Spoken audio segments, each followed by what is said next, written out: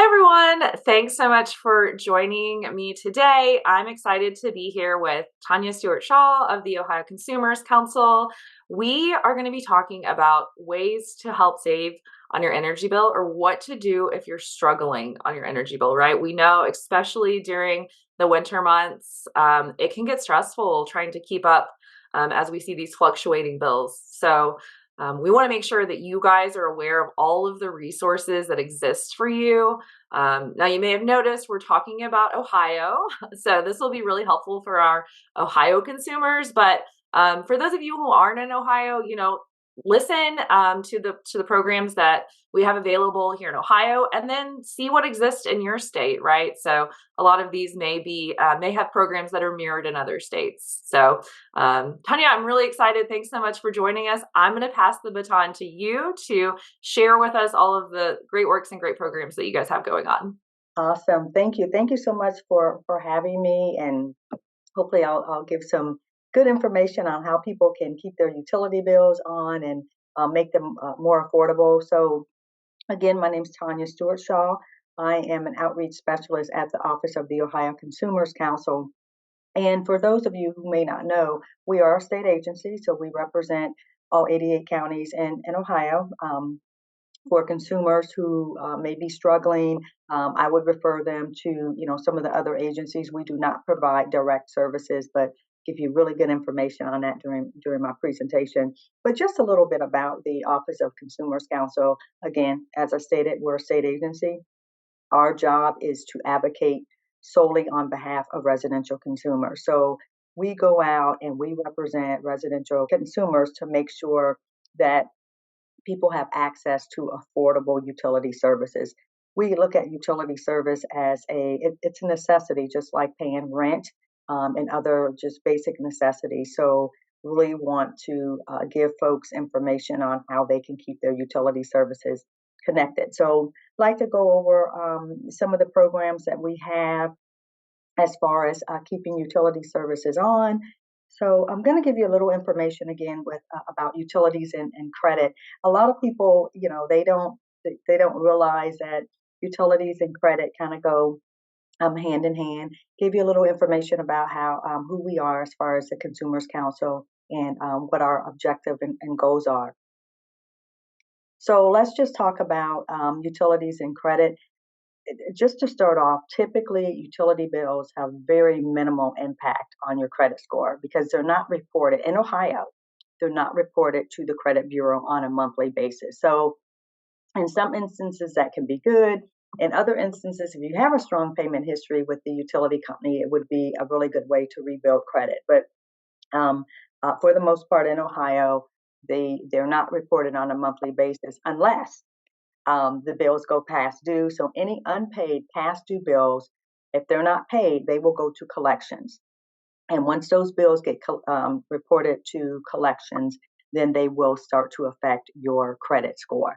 So um, typically, when you look at establishing utility service or just having access to utility services, the utility companies are providing you with credit. So what that means is you have access to gas, electric, water, or even telephone. And that means that the utility companies, they will send you a bill at the end of the month. So that means they're extending credit. Even though utility service is a basic necessity, they are extending credit to you. So when you apply for utility services, some utility companies may run a credit check on you. The better your credit history, the easier it will be for you to establish utility services in your name.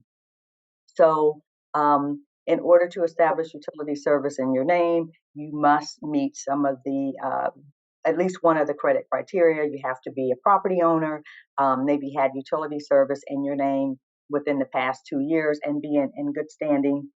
Or if those two things don't apply, you can get what's called a guarantor. It's kind of like a co-signer, if you will. That's really interesting, Tanya. I haven't thought about utilities extending credit before. So I like the way that you described that for us because we don't often think of it that way. So just another reason why it's so important for people to, check their credit and be aware of that, anytime you're making Yes. these life transitions like moving and Yes. changing utilities. Absolutely. And so if you actually fail to meet the criteria to establish credit worthiness, then the utility company can ask you to pay a security deposit. That security deposit should not exceed 130% of the annual average monthly bill. So that means even if you're moving into a new residence, um, or I should say a different residence, the utility company can pretty much, they do a really good job of calculating what the annual usage will be at that premise, and then they can assess a security deposit based on the average monthly bill at a new location that you're moving into. So you can be asked as a new consumer to pay a security deposit if you cannot establish credit worthiness. Also, the utility company can ask for a deposit even if you have service right now and you fall behind. So maybe your service gets disconnected, or if you've had two consecutive bills of being late past due amounts, the utility company can ask you to pay a security deposit because at that point, they deem you as a credit risk. So they're going to say, having some issues paying the utility bill, the utility bills are a little high. They may come back and ask you for a security deposit, even if you've had utility service with the company for, an extended period of time. And in fact, during COVID, when people were not able to work and a lot of people were laid off, the Public Utilities Commission, they paused the Mhm. security deposits for consumers because if you missed two consecutive bills, and the companies could come back and say, hey, you're not paying your bill, um, and ask for a security deposit. So that was one of the things during COVID that got waived, is this particular rule where the companies were asking for security deposits. So let's talk about what you can do if you cannot afford a security deposit. Maybe, again, something has happened, you lost your job, you were a good paying customer, but now you can't, you're having difficulty paying, and the utility company is asking you to pay a deposit. So in lieu of paying a security deposit, a consumer, of course, as I stated before, they can get what's called a guarantor. It's simply a cosigner that will secure payment of up to 60 days of utility service. That guarantor must be a customer of the same utility. Um, and also ask the utility company to maybe make a payment arrangement on the security deposit. If they're assessing a security deposit, you can't afford what they're asking for upfront, you may be able to negotiate, a payment plan, a 3-month payment plan, maybe pay half one month, half another month. But it's Mm. always best to reach out to the utility company and say, hey, is there any way I can avoid paying? What can I do to avoid paying a security deposit? In addition, during the winter months in Ohio, we have what's called the Special Reconnect Order, which I'll get into here in a bit. But what the Special Reconnect Order basically says to the utility company is you cannot ask for any more than $175. So the maximum amount that a consumer could be assessed as far as a security deposit um, is $175. And then if you can't pay the $175, there are resources that would be able to help um, a consumer pay the $175. So the Special Reconnect Order is available from typically mid-October into April 15th. So Okay. just about a month away, well, a little over a month away from the Special Reconnect Order expiring. So those are all things that consumers can do to avoid paying a security deposit. Security deposits will be refunded. So, if the consumer continues to pay, their bill in a timely manner, the utility company will refund the deposit plus interest at the time that the security deposit is actually refunded. So, what to do if you cannot pay your utility bill? If you are behind on paying your utility bill or you expect to be behind, first and foremost is to reach out to the utility company. Once that bill comes in the mail, if you know that you're going to have difficulty paying or you can't pay, please open the bill, reach out to the utility company, or reach out to the Public Utilities Commission, who can help navigate that process as well as our agency. As I stated before, we don't have direct services, but we can refer consumers to agencies or organizations around the state that can help pay the utility bill. But first and foremost, contact the utility company, let them know that you are having difficulty paying the bill. The utility company will point you in the direction of either making a payment plan with you or point you to agencies and organizations that can help pay the utility bill. That is the main reason why people who get disconnected is because they don't take the steps to contact the utility company. I always say that, the utility company, their goal is really to keep people connected, because if they keep people connected, that means that the meters are turning. So they want people to stay connected because they're in business to make money. So they really want people to maintain utility service. So I cannot stress that enough. If you have difficulty paying the bill, you know that the bill, you're not going to be able to pay the bill when it comes in.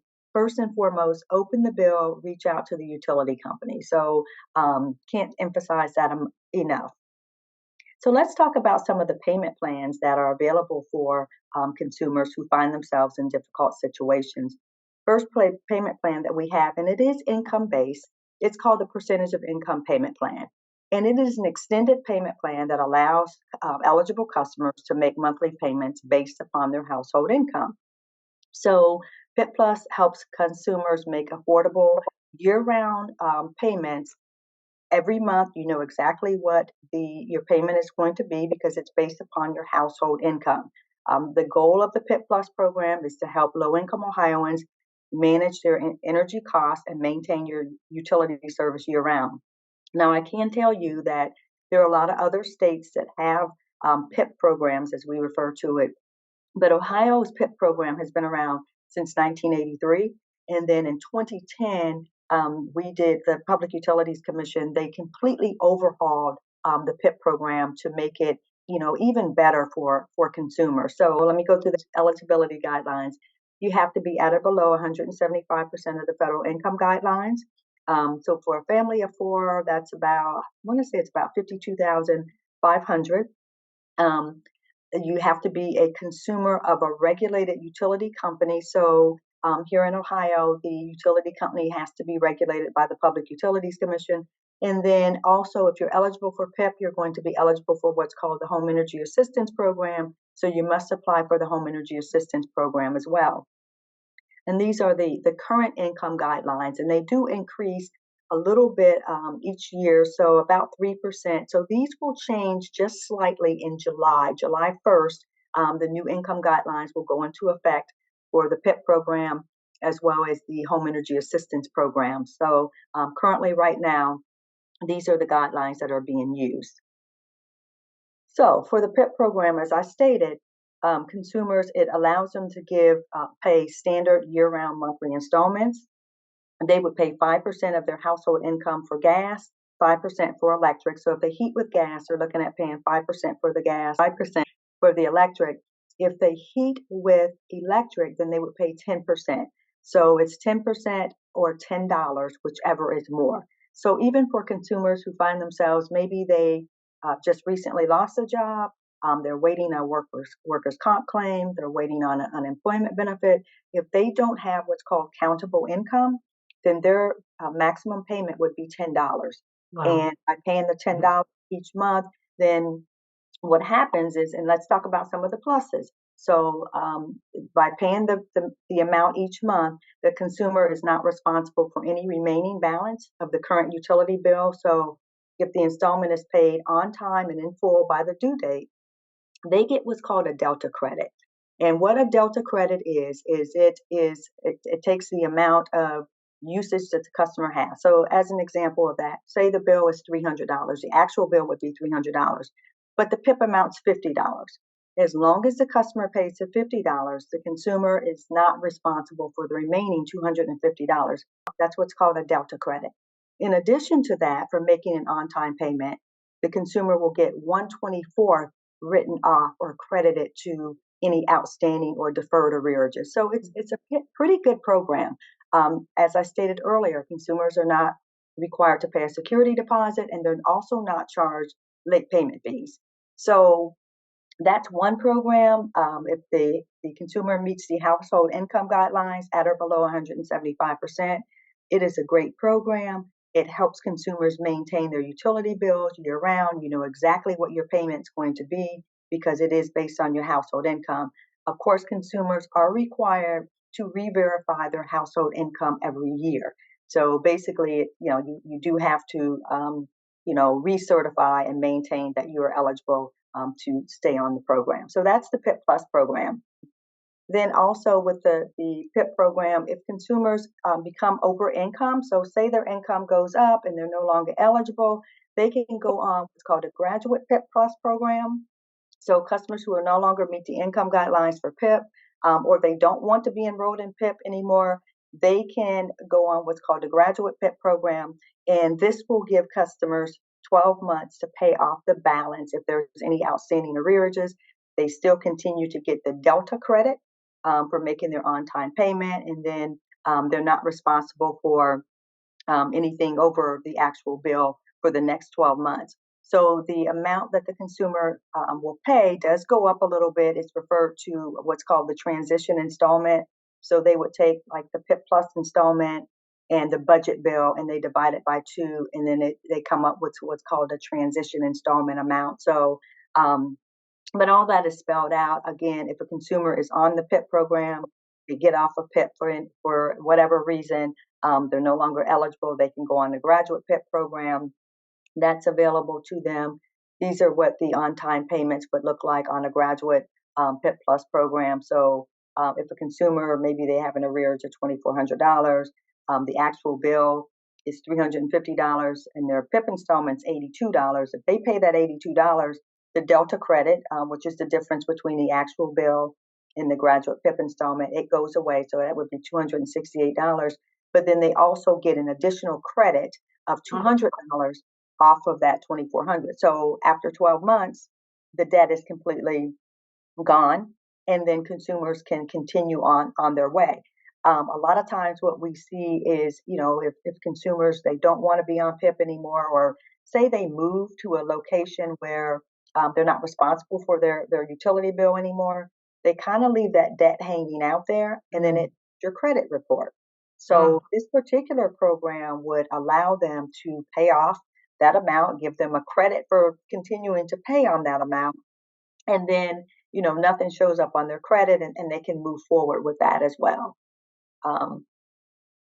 So I mentioned earlier also the special reconnect order. The special reconnect order is issued annually by the Public Utilities Commission.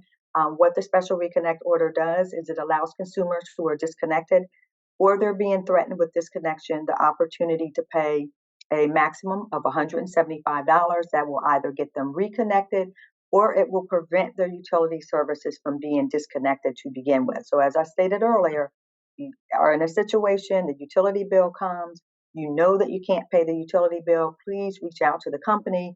The companies will tell you about the special reconnect order. The great thing about the special reconnect order is it's not tied to income. So anyone, regardless of income level, can utilize it. I mean, sometimes people just find themselves, in a situation where, maybe some things happen to the car, whatever the circumstance may be, they need to utilize it. So it's not tied to income. Typically, the special reconnect order is available mid-October through April 15th. So this special reconnect order that's currently in effect, it went into effect on October 16th, and it actually ends on April 15th of 2024. So another month or so. And all regulated gas and electric companies must offer the special reconnect order. Again, the great thing about it, it is not tied to income. The special reconnect order can be used once per winter heating season. Again, it will reconnect utility service. Service has been disconnected. You can pay the $175. No matter how much you owe, you could owe $5,000. Come up with $175. Services will be restored. Consumer will be asked to pay up to a $36 reconnection fee in order to also get the services reconnected. So a maximum payment if it's already disconnected of $210, or it will maintain utility service. So if you just have a pending shut-off notice and the service has not been disconnected, the $175 will maintain utility service. In addition, sometimes consumers are in a situation where maybe they're moving to a new apartment and they have a past due debt. Typically, the utility companies will say, "We're not going to transfer service until you rectify, that past due debt." Under the special reconnect order, regardless of how much is owed, $175 will allow the consumer to transfer their utility service to a new address or a new location. So that's how that works. Um, then we also have some energy assistance programs, which are typically tied to household income. So the home energy assistance program is available for consumers that are at or below 175% of the federal income guidelines. The home energy assistance program is a federally funded program. And what it does, it provides Ohioans, income eligible Ohioans, with a one-time yearly payment that's applied directly to their main heating source. So if they heat with gas, it's going to go to the gas account. We still, in Ohio, believe it or not, we have people who heat with gas, electric, propane, bulk fuel, kerosene, wood. If you qualify for HEAP, no matter how you heat your home, you can receive assistance for your heating source. Again, consumers have to be at or below 175% of the federal income guidelines. This program is available yearly from November 1st through May 31st. So consumers can apply for the HEAT program through May 31st of this year. They can go on the Ohio Department of Development, their website. There's an application there, or they can sign up through what's called a local energy assistance provider or community action agency in their county that they live in. And then again, these are the guidelines for the HEAT program, which are the same as the PIP Plus guidelines. Also, for the HEAT program, there is a component called the Winter Crisis Program. Simply what it is, it's for people who are in crisis during the winter months. So the Winter Crisis Program provides a one-time emergency benefit, and that benefit can be applied for electric and gas. So it can go to the main heating source or what we call the secondary heating source. It will assist consumers with disconnection or reconnection of their utility service. It will help them reestablish or transfer utility service. They can, if they want to get on the percentage of income payment plan, it will help them with their first initial PIP Plus installment. And it also provides assistance for, again, propane, fuel oil, wood, kerosene, however the home is heated. Now, the Winter Crisis Program does end on March 31st. So it's available from November 1st through March 31st annually. So typically, the program, the Winter Crisis Program, cannot be accessed after March 31st. So the way that the program works is I talked about the special reconnect order and I talked about the Winter Crisis Program. So for consumers who meet the income guidelines for the Winter Crisis Program, they can apply to get that $175 through their local energy assistance provider. So they would, or community action agency, they would contact their community action agency, make an appointment with the agency. If they're eligible, then the agency will actually pay the $175 on behalf of the consumer to either get the services reconnected or prevent the services from actually being disconnected.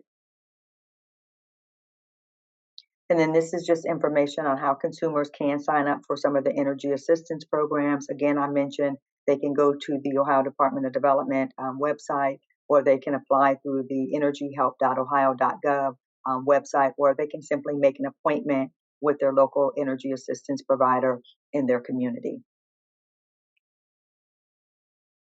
Also, and these are, I'm going to go into some of the consumer protections that we have available. So we have what's called a medical certificate. So for consumers who find themselves, if they have a medical need in the home, if they've maybe been in the hospital and they didn't get to pay their utility bill and now they're being faced with disconnection, they can obtain what's called a medical certificate if the disconnection of service would be especially dangerous to health for anyone, any permanent member of the household, or if there's life support equipment in the home that would make it impossible or impractical to Mm. use, consumers can obtain a medical certificate.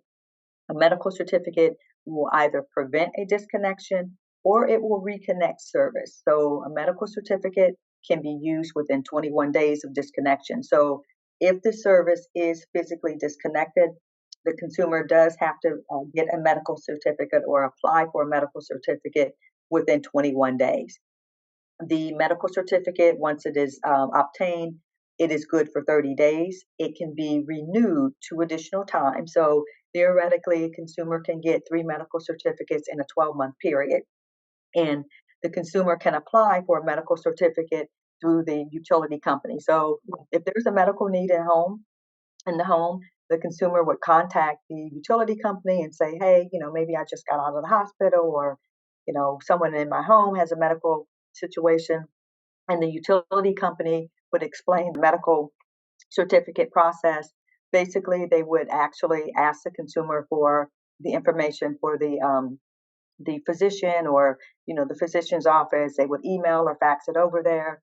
Physician signs off on it, and emails it back, or faxes, however, gives it back to the utility company, and the medical certificate would be good for 30 days. And again, that would prevent the consumer from actually being disconnected, or it would reconnect the utility service. Um, Also, with the disconnection, I cannot emphasize enough how important it is. If you cannot pay the utility bill, open the bill, contact the utility company. If you do find yourself in a situation where you're facing a disconnection, the disconnect provisions, utility companies are not permitted to disconnect utility service after 12:30 p.m. on a Friday or on a day before a holiday, unless the utility company is going to be open. So theoretically, if the utility company is not going to be open the next day, they cannot disconnect you after 12:30 p.m. Also, requirement: utility companies must give at least 14-day notice prior to disconnecting utility service. So it's not like a situation where my bill was due yesterday, I don't pay it, and then someone's knocking at my Mm. door today. Okay, there is a process. So if I don't pay my utility bill, typically what will happen is I'll get a past due notice on the next bill that I receive. Then if I don't pay that, the utility company will send what's called a 14-day notice.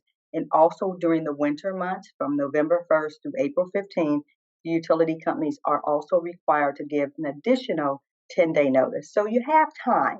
If you get in a situation, you can't pay, that the disconnect notice is going to eventually come, reach out, be proactive, try to get some assistance with your utility bills. Then we also have what's called third party notification. I really like to stress this for our elderly, or people who may be disabled, or just need some assistance with continuing to maintain the payment of their utility bill. So the utility companies must permit residential customers to designate a third party to receive notification of a pending disconnection. Now, this does not require that whoever is designated as the third party person, they're not on the hook to pay the utility bill. We have to emphasize that. Third party is not liable for payment. The third party would just get a notification that says, hey, um, someone didn't pay the utility bill. You didn't pay the utility bill. You may be facing a shut off. And then whoever the third party person is can notify, mom or dad, or maybe it's an aunt that you're, helping out, or whomever, hey, did you forget to pay this month? And, as a reminder. So it's kind of like a second reminder. So we really like to emphasize that when we're, going out and speaking to, seniors and people that are, maybe disabled and just need, someone to help them maintain, things around the house. I can't emphasize enough that people reach out to the utility companies and try to get some assistance, as far as making a payment arrangement and reaching out to some of the other organizations. The utility companies will point folks in the direction of agencies that can help. Oh my gosh, such good information, Tanya. Thank you. This is can be so impactful. So thank you for all the work that you guys do, that the Ohio Consumers Council does to advocate for consumers and to let us know about all these programs, because just knowing our rights and knowing our resources can be so valuable, right? So many out there that we're not using, and so I just think understanding the resources that are out there and how they work, so valuable, because sometimes it can feel like you're navigating a maze, right? And you've really broken it down very easily for us, and also let us know that communication is key, right? Like early communication. Yes. Again, thanks for sharing all of these programs. We're going to include the links that Tanya talked about so you guys can easily click them, find more information. Some of those deadlines were March 31st and April 15th. So if you're struggling right now, right, we want to encourage you to go ahead and follow those links and find out what resources might be out there to help you right now. So, okay, well, thanks everybody for joining us. And thanks again, Tanya. Thank you.